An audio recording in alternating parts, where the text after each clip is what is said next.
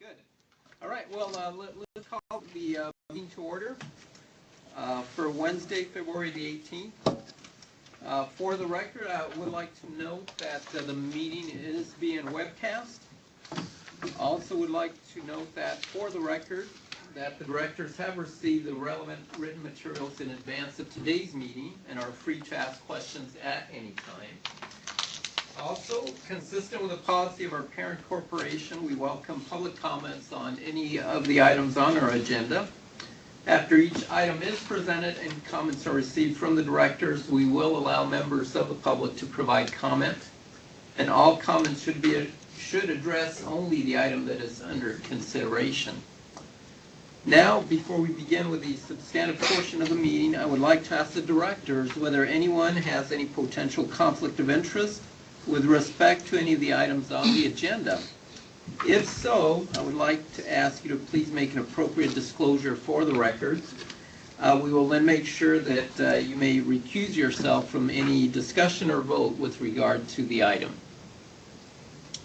So does anyone have any potential conflict of interest? Okay, hearing none. Well, and before we begin, can we go around the table and introduce yourselves, please? We actually have a fuzzy picture over here, so. Good. All right, Michael Evans here, President of the Moynihan Station Development Corporation. Anita Romero, Director. Richard Dorado, Counsel. Fred Bartoli, Moynihan Station Development Corporation. Kathleen Mize, Controller. Kelly Eustace, Port Authority. Bruno Signorelli, Port Authority. Andy Lynn, Port Authority Director of Planning. Carrie DeBay, Counsel. Liz Fine, Counsel. Margaret Tobin, CFO. Tokunbo Shawoi, Director. Yeah. Paul Williams, Director. Right. Okay, well, thank you all very much. The first order of business is the approval of the minutes of the directors' meeting from September 26th of 2014. Do we have any comments, questions, additions, or deletions to minutes? If none, I will entertain a motion for approval of the minutes. So moved. Do we have a second? Second. Okay, all those in favor, please say aye. Aye. And do we have any opposed? Okay, so that motion passes. Michael, you will now present your president's report. Thank you, Victor, and thank you, directors. We've made some excellent progress since the end of September on both the Phase 1 construction and on Phase 2 final design, which got kicked off shortly after the last board meeting. On the construction side, we've had 12 weekend outages since the last board meeting, and I'm very pleased to report that all of the steel for the new concourse is now in place according to schedule. We've for many years talked about the critical 18-month steel installation window and how dependent the project's success was upon adhering to that 18-month schedule and having coordination with Amtrak that would allow that to move forward without delay, and we've achieved that, and it's really a huge accomplishment and a major credit to the project team, to the Port Authority, Bruno's team, also to the railroads, Amtrak and Long Island Railroad, who've been extremely cooperative and have maintained all of their commitments to the project, and also to Skanska, who has been excellent on the job and has been very flexible and cooperative.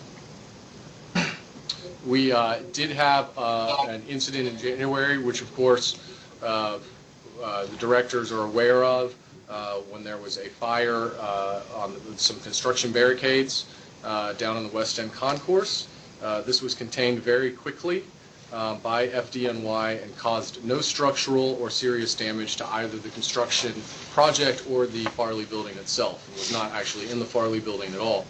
The building management team, FDNY, the entire project team, and Skanska, and the railroads all performed exemplary across the board, both in responding to the fire and in recovering from the fire. And because of their hard work and quick reactions There was no impact to the project schedule or to the project budget from the incident. And aside from a slight disruption to the AM commute, essentially there was no impact to any of the public or anyone, and nothing that would have even been visible after a couple of days to anyone walking through the concourse. As a result, we've increased fire watch and security overnight in both the building and on the project site to mitigate risks of anything like this happening again, and I'm very confident the steps we've taken will take care of that.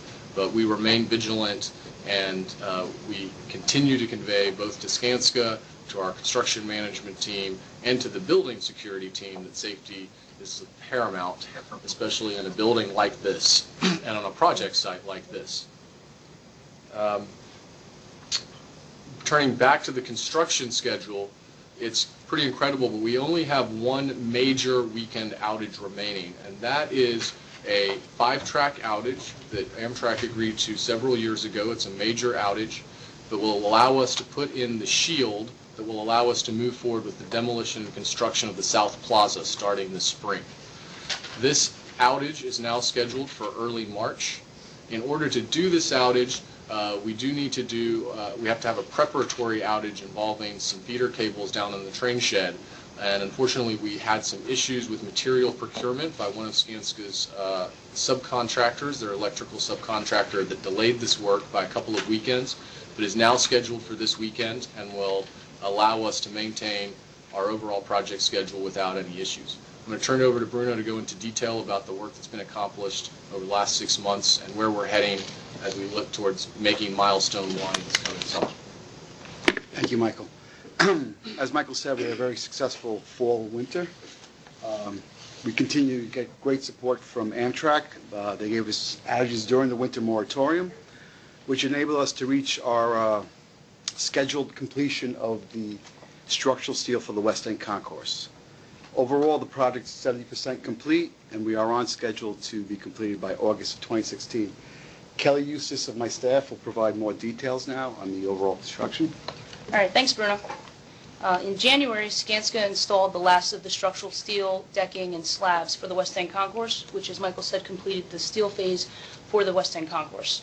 Now we have a fully enclosed West End Concourse, and we have the ability to work inside the West End Concourse enclosure without track and power outages now. Skanska has been taking advantage of this, and several trades are now working within the West End Concourse. They're installing HVAC work, duct work, fire standpipes, elevator shafts, sprinkler, and fit-outs for the West End Concourse. This is not to say that outages are done. We'll be looking for more outages through the end of the year to complete the fireproofing, paint, and utility work for the platforms.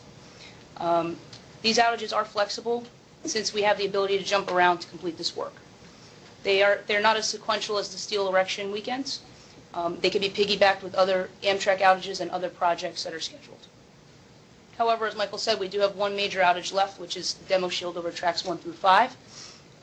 It's a predecessor for the South Plaza work, so it's currently scheduled. The Plaza work is currently scheduled for mid-April, and we're looking to get that shield weekend in March. In order to perform this work, we do have to do the feeder installation work, which sectionalizes the tracks so we can isolate our work zone.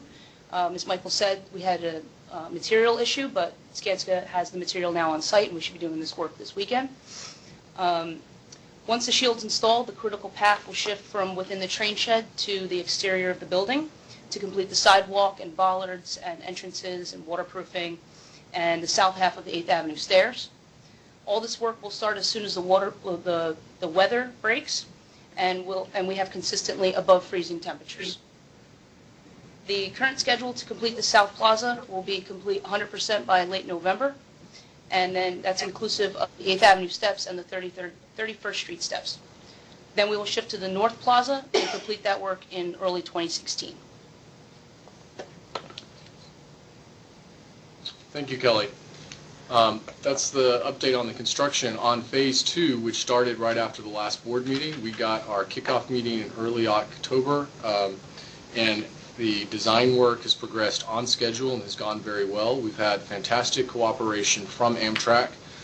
They've been very forthright with sharing information. They've been attending their meetings. They've been providing feedback on the go. That has allowed us to meet our goal for schematic designs, which was in early December, and we are now moving towards the 50% design phase by the end of March. At that point, Amtrak Engineering will begin its kind of top-to-bottom thorough review, especially of the work in the train shed, and also FRA will begin its review process for the work. We'll also be reaching out and beginning coordination with the Department of Buildings, New York City Department of Buildings. So that's where we are on Phase 2 final design, and we're looking, it's going to be a very busy spring and summer, but I'm very confident that we'll be able to adhere to the schedule that the board set back in September of a year. And that concludes the President's report, unless there are any questions.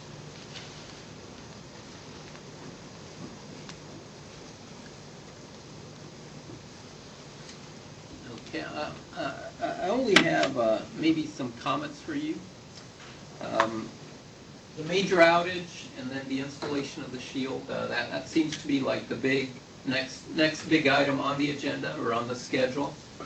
And I just wanted to say to you and the team, good luck with that. I'm pretty confident you'll pull it off. You always do, so good luck with that one. Also, seems like we're having pretty good cooperation with Amtrak. So just want to say thanks to Amtrak for that. It's always good to be on the same page with all the major players, so thanks for doing that. I do need to allow an opportunity for comments from the public.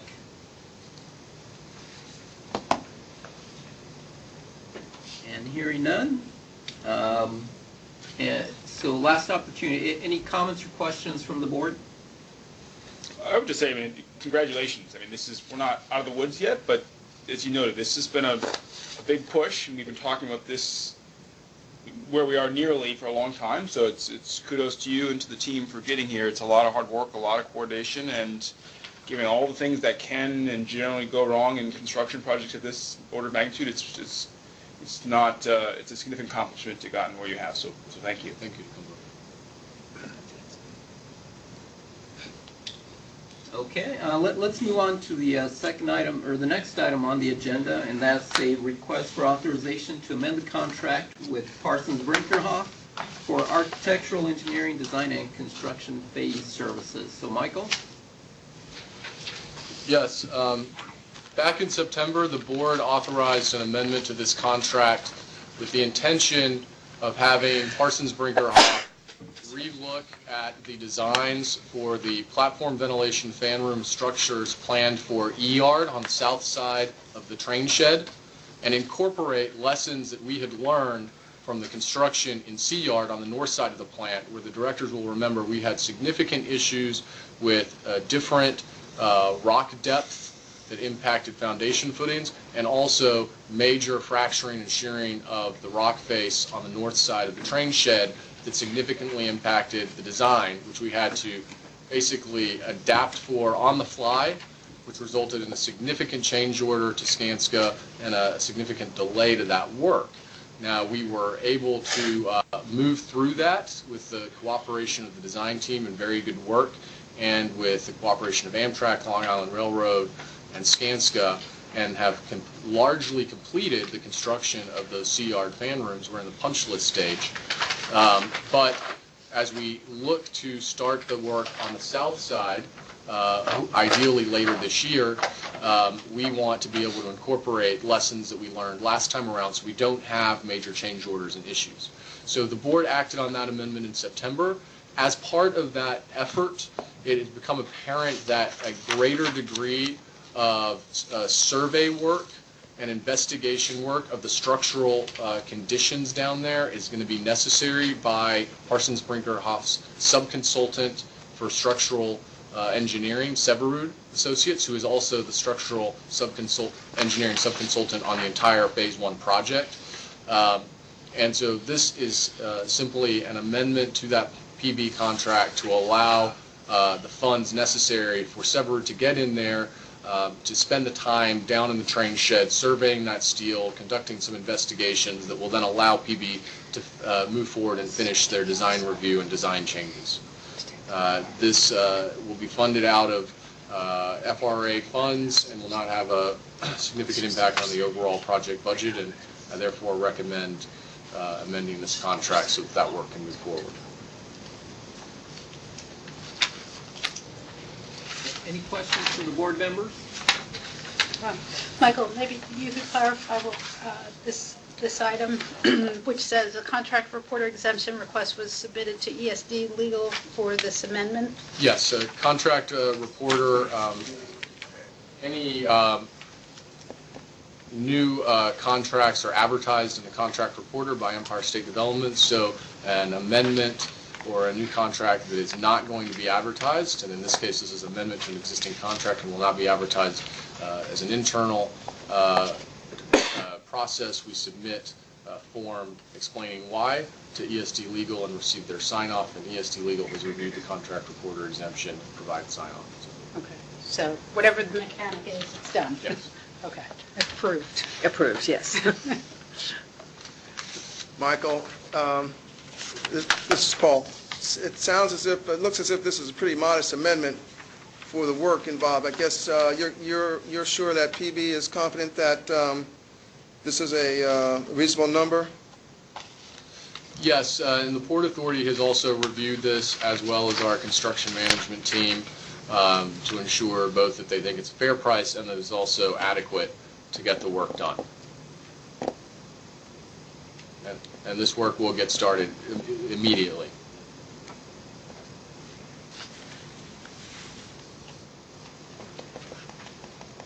Okay.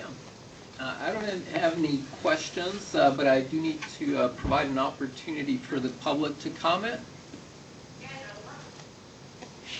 And hearing no comments from the public, I will entertain a motion for approval. So moved. Second. Okay. All those in favor, please say aye. Aye. Any opposed? Hearing none, the motion passes. Moving on with the next item on the agenda, Michael will present a request to authorize the amendment of the contract with Amtrak for preliminary engineering and pre-construction support services and authorization to enter into a letter agreement with Amtrak for final design of Moynihan Station Phase 2. Michael. Thank you, Victor. The directors will recall that we were required and are to enter into a preliminary engineering agreement for Moynihan Station Phase 1 because the bulk of work is actually taking place within the Amtrak-owned train shed. It is a requirement by Amtrak for any work, whether it's done by any third party, whether it's done by another railroad, by a developer, by anyone working on or within a certain distance of their facilities, to enter into a preliminary engineering agreement that provides for their design review process and for insurance and indemnification requirements that they have. We entered into this for Phase 1. Now as we look to Phase 2, while there is not the same level of work in the train shed, there still is a substantial amount of work because we're going to be bringing those escalators down from the Farley building to the platform.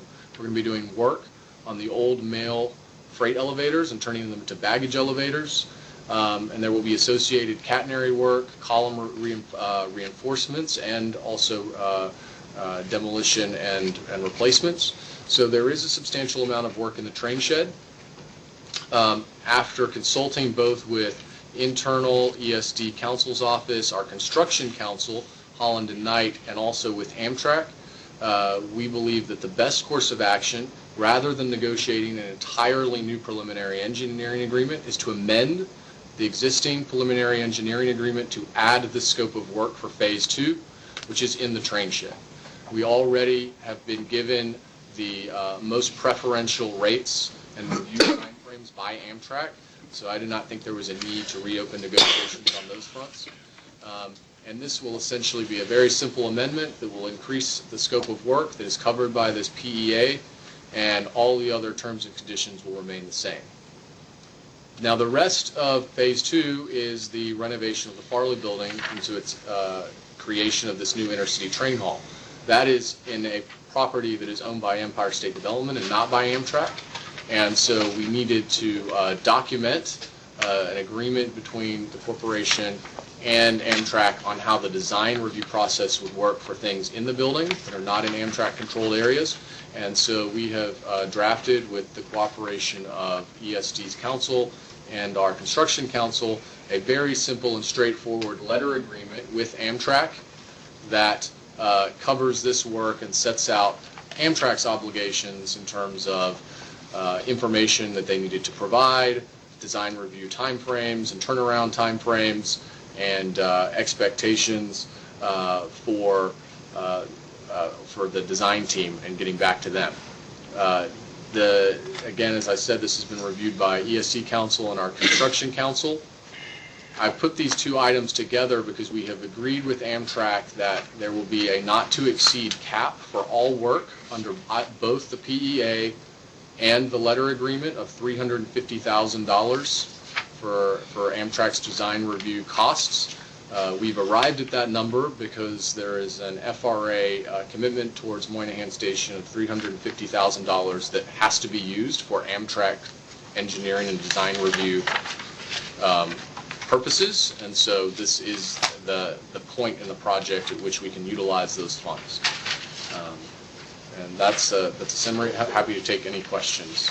I put them together as one action, but they will be an amendment to the PEA and a letter agreement.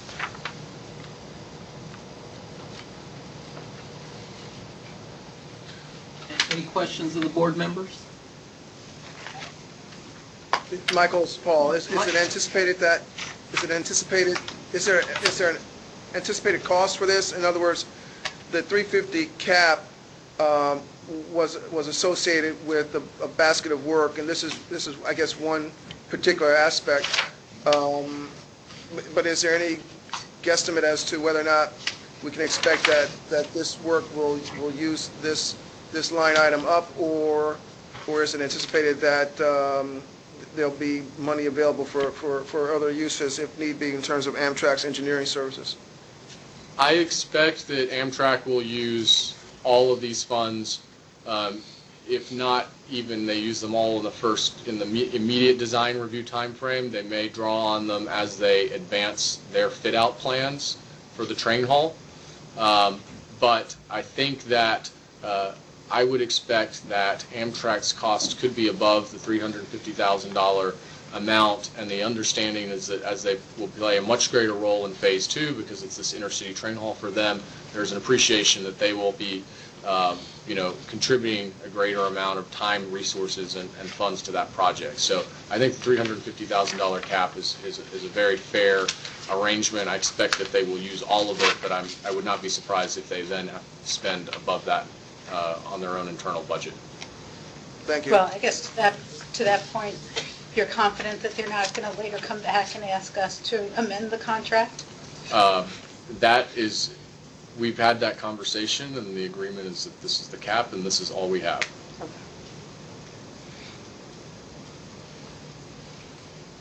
So Michael, to that point, I don't know the exact contractual instrument, but you will have some instrument that gives you the cap and is signed off by all the parties. Yeah, the cap will be referenced in both the PEA and in the letter agreement.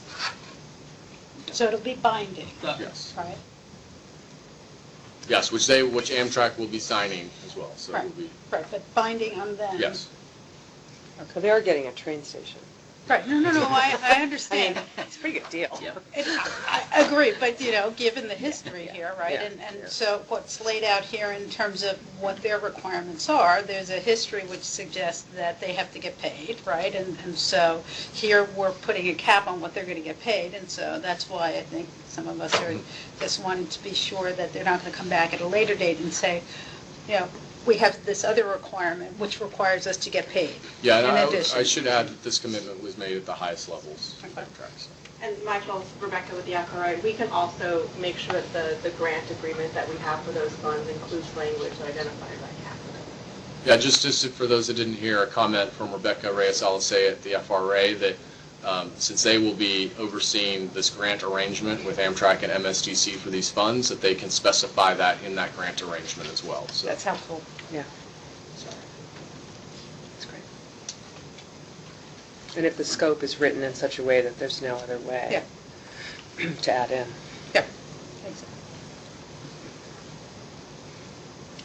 Okay, any other thoughts or comments, questions? Okay, hearing none, I do once again have to provide an opportunity for the public to comment. And hearing none, I will entertain a motion for approval.